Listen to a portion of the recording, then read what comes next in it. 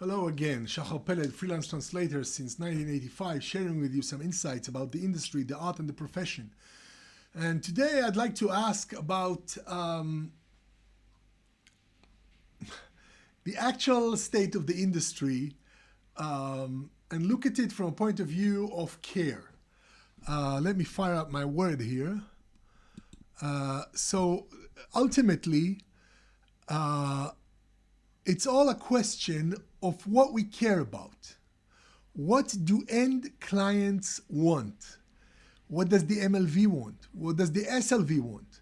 And what do the freelancers want? So if you take each element in this large equation, because you can easily imagine a food chain where you have a hard-working, bespoke not word by word, paragraph by paragraph, or page by page, or context by context, an excellent translator doing bespoke work, sitting at home and working for, say, an SLV, a local SLV, and that SLV itself is giving the work out to an international MLV, and that MLV is providing service to an international company that makes products that sell internationally, and that MLV and that end company, the end client, will have its own end clients, and the ultimate user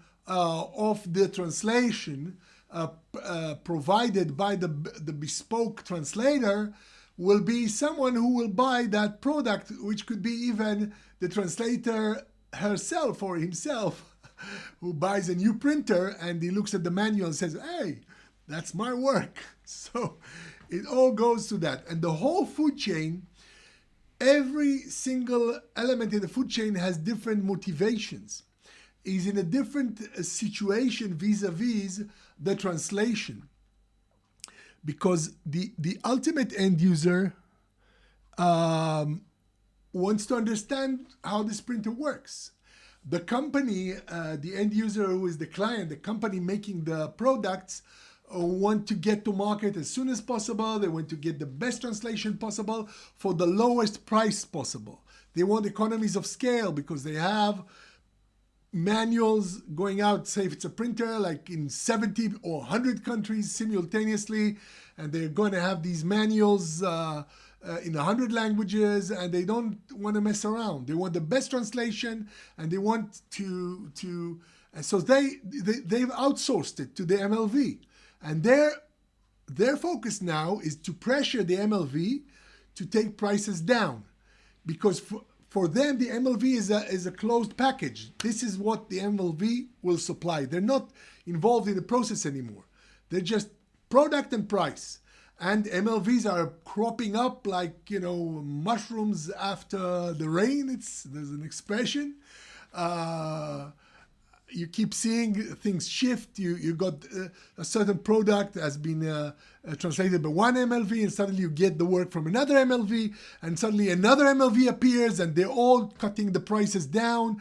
You got paid like 12 cents on the word, then another one offers you 10 cents on the word, then it goes out of business, and another offers suddenly a lot of work for 9 cents, and it's all the time the price is pushing down. So the MLVs competing against each other, that's good for the end user company and bad for the translation and the translator, because it pushes the quality inevitably down, because good translators will seek work that befits their skills.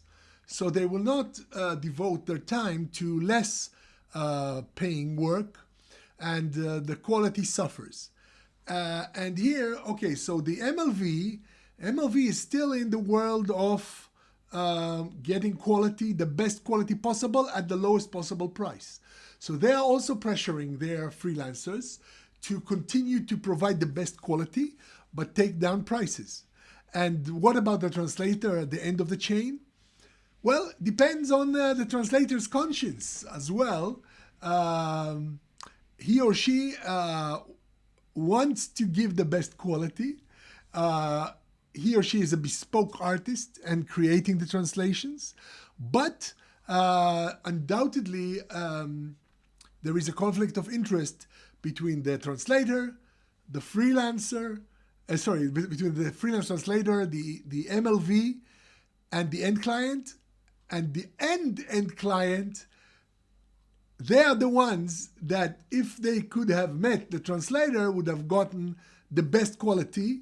But again, perhaps they just paid very low for their very low price for their printer, and they're not really interested in adding a few more dollars just to get a more professionally sounding or higher quality printer manual. They'll figure it out. They'll go into YouTube and they'll figure out how to work that printer even without the manual. So again, where's the translator in all this? Good question.